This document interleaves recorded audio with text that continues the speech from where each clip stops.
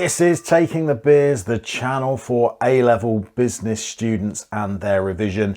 In this video, we are going to be looking at the ownership type of private limited companies, or LTD. So let's begin by examining what an LTD actually is. Well, it's a business that is owned by a group of shareholders, and each of those shareholders is protected by what is known as limited liability, which is really the first of our advantages that we may need to know about when we're answering exam questions on private limited companies. So limited liability is a legal protection that shareholders of all limited companies enjoy. And it means that in the event of business failure, should the business become bankrupt, the owners of the LTD are protected from any debts that the business may leave behind. So although the business's assets can be used in order to try and recoup any debts that a business leaves behind, and although the shareholders will lose any capital that they have invested into the organisation, should the business be declared bankrupt and the assets of the organisation are not sufficient to cover all of those debts, banks are not allowed to then go after the personal assets of each of the shareholders. A shareholder's own personal wealth is protected in the event of business failure, which makes it a very attractive proposition to potential investors. Should you become a shareholder in an LTD, you do so knowing that you can lose capital that you invest into the business, but that is the extent of your liability. And should the debts of the business outweigh the assets of the organisation, your own personal possessions cannot be used to try and pay off the business's debts. In addition, a second advantage of running your business as a private limited company is that it is easier to raise capital for your organisation. So capital is money, finance that's invested by the owners of the business. And because LTDs have the facility to take on new shareholders and expand the number of shareholders owning the business, it gives them the facility to bring fresh capital into the organisation. Now, obviously that can help fund growth and expansion without the business having to rely on loans and borrowing. Another advantage that private limited companies have only really applies for businesses that are a little bit larger in scope and making slightly more significant profit levels, but that's that they pay corporation tax rather than income tax, which sole traders and partnerships pay. So with corporation tax, you pay it from the very first pound's profit you make, but the rate of corporation tax you pay here in the UK is 19%.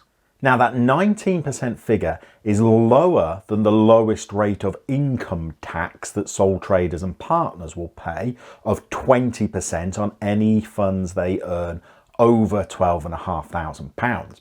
But income tax has different brackets or thresholds where the amount of tax that you pay increases as you earn more money. So income tax levels can rise to 30% if sole traders and partnerships earn over a certain amount, or up to 40% if they earn quite significant amounts of profit. That arrangement isn't the case for corporation tax. The rate of tax remains at 19%, regardless of whether you make £1 profit, £1 million profit, or £50 million profit.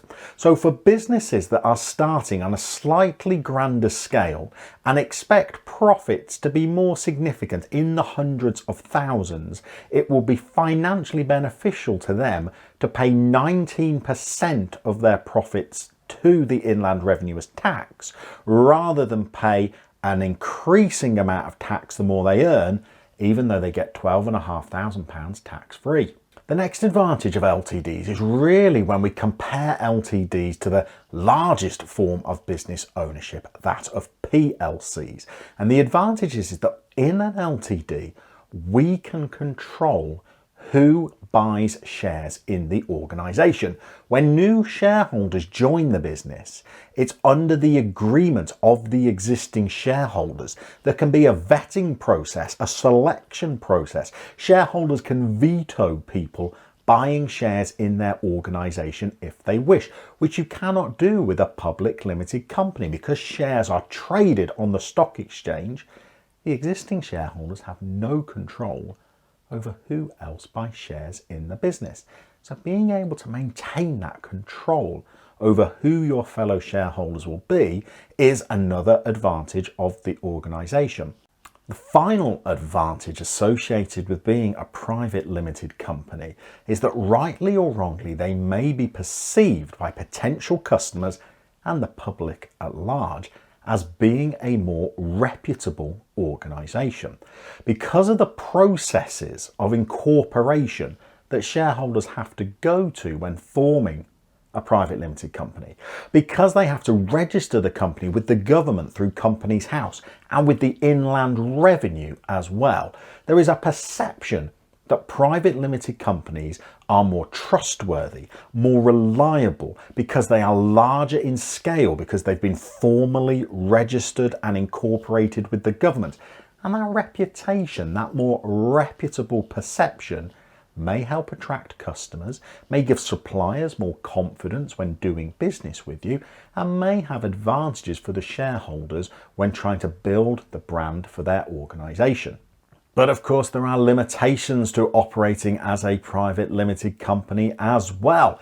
The first of those is that although private limited companies can have as few as one shareholder, most will have multiple owners, each owning a share of the organisation, which means that profits will have to be split multiple ways. Some larger private limited companies may have 15, 25, 50 different shareholders running the LTD together, and that obviously dilutes how much profit each of those shareholders will receive. In addition, we mentioned that one of the benefits for larger organisations is that they get to pay corporation tax, which is taxed at a lower rate than income tax. But for LTDs not earning high profit figures, the owners miss out on getting to earn £12,500 before they pay any tax at all, which is the case for sole traders and for partnerships. Added to that, there is the greater bureaucracy and rules and procedures that LTDs have to go through when forming their organisation. They have to go through the process of formally logging the business with the government. There's documentation that needs to be submitted to Companies House to register the business and each of the shareholders so that they have limited liability. There are ongoing tax obligations that need to be filed with the Inland Revenue and Companies House, added to which there is the fact that public records mean that anybody is entitled to see the financial accounts of an LTD, and anybody can request to see your balance sheet or your profit and loss account. And also, if we compare LTDs to public limited companies, we've got the limitation of who we are able to sell shares to. Because when operating as a public limited company, we can trade shares on the stock exchange, selling shares to anybody around the world, meaning that the potential amount of investors we have in our organisation is really quite vast, and the amount of capital that we might be able to generate from that is significant. With private limited company, the law states that shares are only allowed to be traded privately to people already known to the shareholders. So often that tends to be friends and family of the shareholders that originally found the organisation, or if they're lucky enough to come across wealthier individuals that might act as investors into their LTD during the running of their business, they can invite them to be shareholders as well. But they're unlikely to raise as much capital through that arrangement as PLCs are able to raise through trading shares on the stock exchange during their initial public offering or stock market flotation. So we've got many advantages to operating as an LTD, but we've also got some limitations, and we can split those limitations into difficulties of LTDs compared to sole traders and partnerships, our smaller forms of ownership, and limitations compared to public limited companies, our larger organisational structure. So there's the topic of LTDs. Hopefully you'll be able to revise that one with confidence. We'll see you soon. Keep on taking the biz.